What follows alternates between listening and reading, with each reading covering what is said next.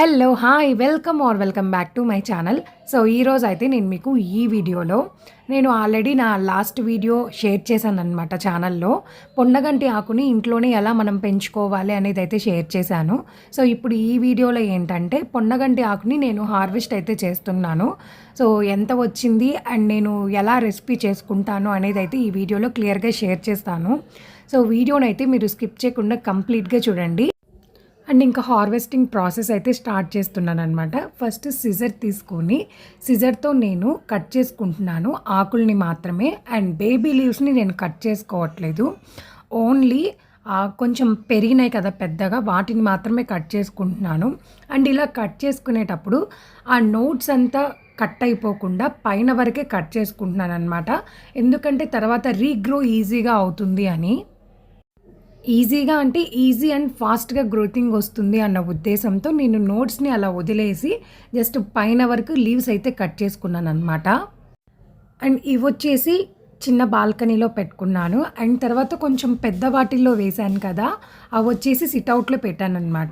అవి కూడా ఇప్పుడే హార్వెస్ట్ చేసేస్తున్నాను. ఎందుకంటే మనం ఆకుకూరని ఎంత మనం పెంచినా కానీ మనం ఎంత ఎక్కువ క్వాంటిటీ పెంచితే అది చేసుకున్న తర్వాత అంత తక్కువ కూర అయితే అవుతుంది. సో ఉన్న వాటి వరకు నేను పెద్దగా వచ్చిన ఆకులన్నిటిని కూడా కట్ చేసేసుకుంటున్నాను.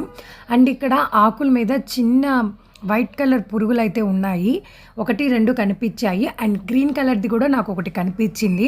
సో హార్వెస్ట్ చేసుకునేటప్పుడు మనం ఇలాంటివి చూసుకొని హార్వెస్ట్ చేసుకోవాలన్నమాట జాగ్రత్తగా.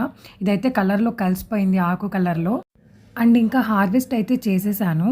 సో ఇక్కడ మీరు చూస్తున్నారు కదా పెద్ద బబుల్లో ఉన్నవి అండ్ పక్కన ఉన్నది. సో అవన్నీ కూడా ఇంతకు ముందు వేశాను. ఈ బ్రౌన్ కలర్ ట్రే వచ్చేసి రీసెంట్గా వేశాను అనమాట. సో అందువల్ల దానికి బేబీ లీవ్స్ ఎక్కువ ఉన్నాయి. సో అవి కట్ చేయలేదు కాబట్టి నాకు ఆకులు అనేవి తక్కువే వచ్చాయి. అయినా పర్వాలేదు, వచ్చిన వాటి వరకే హార్వెస్ట్ చేసి రెసిపీ చేయాలి అని చెప్పి అనిపించింది. అందుకని నేను ఇంకా హార్వెస్ట్ అయితే చేసేసాను. ఆల్రెడీ హార్వెస్ట్ చేసేటప్పుడు నేను పురుగులు అవన్నీ చెక్ చేసుకొని కట్ చేశాను కాబట్టి ఒక బౌల్లో కొంచెం వాటర్ పోసుకొని ఒక 10 మినిట్స్ అలా వదిలేసాను అనమాట.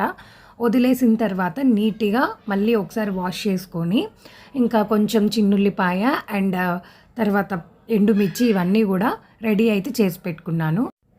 పొన్నగంటి ఆకు రెసిపీ చేసేటప్పుడు ఏంటంటే మనం పెసరపప్పును నానబెట్టుకొని అది మనం చేసుకుంటే చాలా టేస్ట్ బాగుంటుంది. ప్రజెంట్ అయితే నేను కొంచెం కందిపప్పు యూజ్ చేసి చేస్తున్నాను. ఇది కూడా కొంచెం ఎక్కువ, ఇంకా తక్కువ నానబెట్టుకోవచ్చు ఎందుకంటే కర్రీ తక్కువ అవుతుంది కాబట్టి. ఫస్ట్ అయితే ఒక బాండీలో కొంచెం ఆయిల్ అయితే వేసేసి తాలింపుకు కావాల్సిన సామాన్లు ఉంటాయి కదా, మినప్పప్పు అండ్ ఆవాలు, కొంచెం జీలకర్ర, పచ్చిమిర్చి, వెల్లుల్లి ఇవన్నీ కూడా వేసేసాను. వేసేసిన తర్వాత ఆకుని కూడా నేను డైరెక్ట్గా అలానే వేసేస్తానన్నమాట. ఎప్పుడు కూడా నేను ఆకుని ఫస్ట్ ఉడకబెట్టి ఆ తర్వాత ఆ నీళ్ళన్నీ ఉంచేసి తర్వాత ఇలా వేయను, డైరెక్ట్గా ఆకు వేసేస్తాను. టేస్ట్ అయితే చాలా బాగుంటుంది. అండ్ ఇంకా తర్వాత కలబెట్టడం అంతా కూడా నేను షూట్ తీయలేదు. అలా కొంచెం కలబెట్టినాక ఆకు మగ్గుతుంది. మగ్గిన తర్వాత మనం ఈ కందిపప్పుని ఒక 2-3 విజిల్స్ కుక్కర్లో రానిచ్చుకొని తర్వాత దీనిలో వేసుకొని కలుపుకోవచ్చు. అదే పెసరపప్పుకైతే ఇలా అవసరం లేదు, డైరెక్ట్గా మనం వేసుకొని కలిపేసుకోవచ్చు. ఎలా చేసినా ఈ రెసిపీ అయితే చాలా బాగుంటుంది. అదే మీరు ఫస్ట్ ఉడికించి తర్వాత వాటర్ వంచేసి చేశారంటే మనకి విటమిన్స్ అన్నీ దాంట్లోనే వెళ్ళిపోతాయి. అండ్ నేను ఇలాంటి వీడియోస్ ఇంకా చాలా నా ఛానల్లో అయితే పోస్ట్ చేశాను. ప్లీజ్ దయచేసి నా వీడియోస్ నచ్చితే లైక్, షేర్ అండ్ సబ్స్క్రైబ్ అయితే చేయండి. మరిన్ని అప్డేట్స్ కోసం బెల్ ఐకాన్ అయితే క్లిక్ చేయండి, ఎందుకంటే అప్పుడే నేను పెట్టిన ప్రతి వీడియో నోటిఫికేషన్స్ మీకు వస్తాయి. Thank you for watching. See you soon in my next video. Bye bye.